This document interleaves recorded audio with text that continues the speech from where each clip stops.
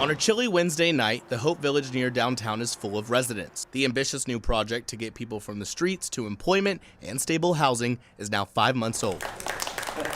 Now, $32 million, all coming from American Rescue Plan funding to help bring solutions to chronic homelessness. It's a moral imperative that we do this. It's also an economic imperative. It's just these are our brothers and sisters, sons and daughters. We've got to be there to help.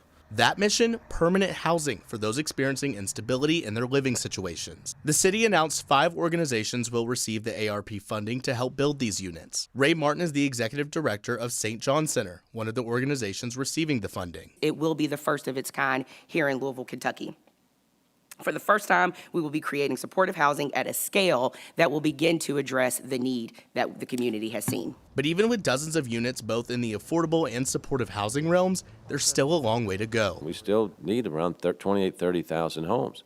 You know, that's $4.5 billion here in our city. This is another project here in Louisville that's helping lead the way in the push for housing. It's called the Hope Village, and it allows for those without housing to have stability and a place that they can feel safe in. Reverend Stachel Bussey says evolving with their tenants has been key in their success, saying announcements like this are a continued step in a promising direction. Gentrification is an issue right now, whether people want to talk about it or not.